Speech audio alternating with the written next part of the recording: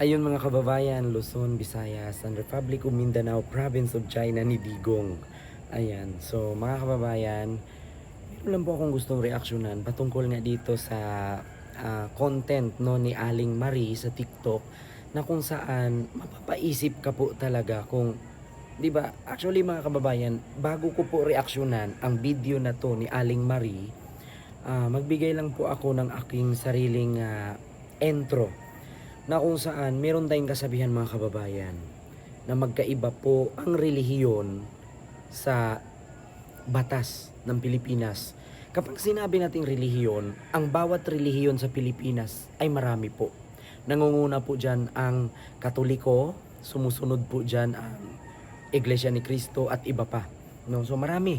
Actually, pagdating sa relihiyon sa Pilipinas, wala namang ano yan wala namang kompetensya yan, wala namang number 1, wala namang number 2, kasi iisa lang naman ang ating dinadasalan, kundi ang Panginoon, ang Ama na lumikha kay Kristo. So ngayon mga kababayan, meron lang, bago ko reaksyonan itong video ni Aling Marie, meron lang akong gustong isabi sa inyo na wala akong bigkasin dito kung anong relihiyon na. Minsan kasi may napansin ako, actually kahit kayo napapansin ninyo, meron kasing ibang relihiyon dyan na porket marami sila, no? Kinakatakutan daw ng politiko. Bakit? Kinakatakutan ba sila ng politiko or pinipirahan nila ang politiko? Diba? So, ito mga kababayan, panoorin nyo po, no, itong video ni Aling Marie para reaksyonan natin at dagdagan natin, no? Meron tayong sasang-ayunan sa kanyang sinasabi at meron din tayong hindi sasang-ayunan sa kanyang sasabihin. So panoorin niyo po mga kababayan. Hello mga kapatid, magandang hapon po. Ito na naman po si Aling Marie. At banatan po natin tong si Manalo. No? Una, sa mga member po ng INC, pasensya na po kayo, hindi kayo kasali dito sapagkat kayo ay mga biktima lang. At kung sinong magtatanggol sa inyong sekta ay okay lang po yan, ano? Hindi ko po mayaalis sa inyo yan sapagkat ang naging sekta ni Manalo ay tila parang kay Kibuloy, no? Maraming nabiktima, maraming napaniwala at maraming narakitan na ang ginagamit ay ang mga member nito na hindi namamalayan ng mga member kung anong ginagawa ng kanilang pastor. Okay. Ito po meron po tayong narinig na dahilan kung bakit itong si Manalo ay hindi hiwalay kay Duterte ay sapagkat ito po pala ay pinayagan o may deal sila ni Digongyo, no, na makakuha ng higit 8 bilyong piso bilang Executive Minister Eduardo V. Manalo ng nasabing loan agreement na di pa nababayaran hanggang ngayon, no? At yan po ay sa Asia United Bank, sa AUB, na-approve po ni Digongyo ito, no? Na 6 na beses nag-loan na mayroong agreement. So, ibig sabihin po, nakatali o nakakumit itong si Manalo sa mga Duterte kung kaya't yung gagawin nila na yan na mga rally-rally ay hindi para sa kapayapaan, hindi para kay Marcos, hindi para mawala ang mga kawatan na katulad ni Sara Duterte na nilustay ng 7 araw, hindi po 11 araw, 7 araw niya nilustay ang 125 milyong. So ngayon mga kababayan, gusto ko lang reaksyonan, no? Actually, hindi natin muna tapusin, i-continue natin mamaya. So ganito, actually para sa akin, nabasa ko din po itong meron kasing dokumento na nakalap ko at na-share sa akin, hindi ko nasabihin kung sino ang nag-share, nababasa ko din yan. Oo, documents po talaga. Sabi nga sa akin nung nag-share sa akin, wag mo na lang sasabihin kasi nga delikado din ang pangalan ko, sabi niya. So ngayon, itong binasa ni Aling Marie, nabasa ko din po ito. na actually ngayon, yung rally-rally nga nung January 13 ng Iglesia ni Cristo ay hindi yun para sa pangkapayapaan, kundi pagtanaw ng utang na loob. Di umano daw ni Eduardo Manalo kay Digong. Alam nyo kung bakit? Kasi nakautang daw itong si Eduardo Manalo, no, sa Asia, basta sa bangko. Hindi na natin pangalanan kung anong bangko, mapopromote pa. Nangutang daw ito sa bangko sa pamamagitan ng tulong ni Digong. So, kumbaga parang tumanaw daw ng utang na loob si Manalo, kaya nakautang sila sa bangko dahil kay Digong.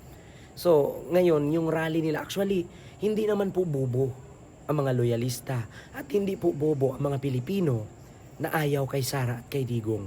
Alam po ng tao kung ano ang kasamaan ng mga Duterte na ginawa sa bayan.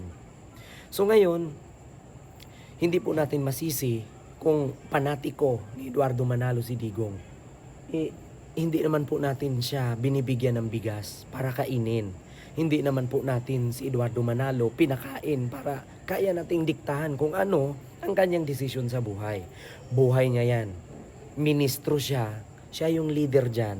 So kung susundin siya ng kanyang mga nasasakupan, ng kanyang mga tauhan or miyembro sa Iglesia ni Cristo, wala tayong magawa. Pero take note, hindi lahat ng nasa Iglesia ni Cristo ay walang isip. Ang mga Iglesia ni Cristo member, meron din niya mga sariling desisyon, may mga sariling pananaw sa buhay, may mga sariling opinion. Hindi porket sinabi ni Eduardo Manalo na si Sara lang ang iboto nyo, ay si Sara lang. Hindi po ganun. Hindi porket Iglesia ni Cristo ka, pag inutos ni Manalo, iboto si Sara lang. Bakit? Hindi po Diyos si Manalo para sundin ng Iglesia ni Cristo members. Marami kasing Iglesia ni Cristo na nagbe-base sa Biblia. Meron nga akong nabasa na isang comment ng Iglesia ni Cristo member na kung ano yung binigay mo sa Diyos ay siyang ibigay mo din kay Caesar.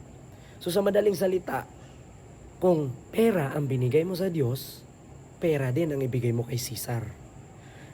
Mahuhulog doon na si Caesar ginagamit ang Diyos para magkapera. So doon pa lang para sa akin, ganun pala ang doktrina sa kanila. Sumusunod sila sa Biblia. Ngayon, hindi naman po lahat ng Iglesia ni Cristo ay walang utak. Hindi po lahat ng Iglesia ni Cristo ay sumusunod kay Manalo. Bakit? Sumusunod sila sa bahay, simbahan at sa Biblia. Pero kung wala po sa Biblia, hindi po nila susundin yan. Bakit? Pag sinabi ba ni Manalo, iboto nyo si Sara Duterte, huwag si Marcos. Utos ba ng Diyos yon? Hindi. Bakit? Si Eduardo Manalo lang ang may gusto. Pero wala yon sa Biblia ang pangalang Sara Duterte at Bongbong Marcos. Kaya, tama. Actually, itong sinabi ni Aling Marie, may pagkatotoo naman. Pero hindi ako agree sa sinasabi niya kasi wala naman tayong nakikita na proof, no, na binalita sana ito sa mainstream media or sa ABS-CBN, GMA, TV5 kung totoo man ito. So, actually para sa akin yung sinasabi ko, hindi lahat ng miyembro ng Iglesia ni Cristo ay sumusunod kay Manalo. May mga sariling utak yan, may mga sariling desisyon yan. Pagdating sa Biblia, pagdating sa Diyos, sumusunod sila. Pero pagdating sa utos ni Manalo, hindi naman po siguro. Diba? So ngayon mga kababayan, i-continue natin yung reaction ni Aling Marie. Ang galing sa dugo at pawis ng mamamayan. Kaya po ito, si Manalo ay nakakumit at ngayon ay nananawagan sa lahat ng lugar na mayroon silang sekta ng kanilang pananampalataya ay dahil dito, nakakumit siya, may deal sila, may utang na loob siya kay Duterte. Kung kaya't wag po kayo palilinlang. Yung mga atin po sa 13 para sa anti-impeachment po yan. Yan po ay para kontrahin ang impeachment kay Sara Duterte. Doon po sa mga member na medyo naging panatiko na, mag-isip-isip po kayo. Dahil ang pakikialam ni Manalo sa ating gobyerno, no? Sa politika ay isang maling-mali na hindi siya dapat gumamit ng mga miyembro para lang isabotahe ang magagandang plano at sa mga ikabubuti ng bansa na mga gagawin ng mga Pilipino. Kaya po, itong pananawagang ito ni Manalo, ito po ay hindi makakabuti. Hindi po for peace. Sapagkat alam nyo naman na political threat na ang ginawa ni Sara Duterte kay Bongbong Marcos. Yan ay ang pagbabanta na patayin si BBM, si First Lady Liza, at si Speaker Martin Romualdez. Kaya mga kapatid, huwag na kayong magtitiwala sa mga taong ito na nagpapanggap na mga mahuhusay na pastor, pero sila ay mga kulto. Pera, pera, pera, pera. 8 bilyon ang inaprubahan ni Duterte para ma-withdraw ng 6 na ulit ni Manalo. At malamang na yan ang kapalit ng rallying ito. Hindi siya makabitiw sapagkat siya'y merong bayarin. Ano yung mga kasinungalingan niya na sinasabi?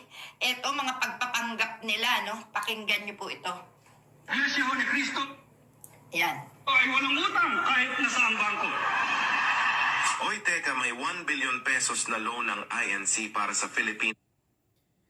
Ayun mga kababayan. So actually ako disagree ako sa sinabi ni Aling Marie pagdating sa utang ng Iglesia ni Cristo kasi mahirap po kasi manghula.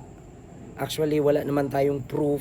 Actually kung meron mang pinasa sa atin ng mga dokumento, hindi din po natin alam kung totoo yan. Kasi nga mabilis naman po ngayon pagdating sa teknolohiya ng AI, mabilis po gumawa na authentic tignan pero peke pala. Oo. Ako ayaw kong manghusga sa Iglesia ni Cristo bagkus alam ko na pagdating sa pananampalataya ng Iglesia ni Cristo ay sumusunod po talaga lahat ng miyembro pagdating sa Biblia at sa usaping Diyos. 'Di ba? Pero pagdating siguro sa utos ni Eduardo Manalo, hindi naman po siguro tanga ang miyembro ng Iglesia ni Cristo na sumusunod sila doon. 'Di ba? Kasi hindi po lahat ng Iglesia ni Cristo hindi nakapag-aral. Yung iba po diyan may utak, may isip at may sariling desisyon. 'Di ba? Pero pagdating naman sa sinabi ni Aling Marie against sa mga Duterte, pabor ako. Pero yung pagdating sa Iglesia ni Cristo, nagdadalawang isip ako bakit mahirap magsabi ng galing sa hearsay. Maliban na lang kung mga big stream media ang nagbalita na may utang talaga ang Iglesia ni Cristo. So yun lamang po mga kababayan. Maraming salamat and see you next vlog. God first. Thank you.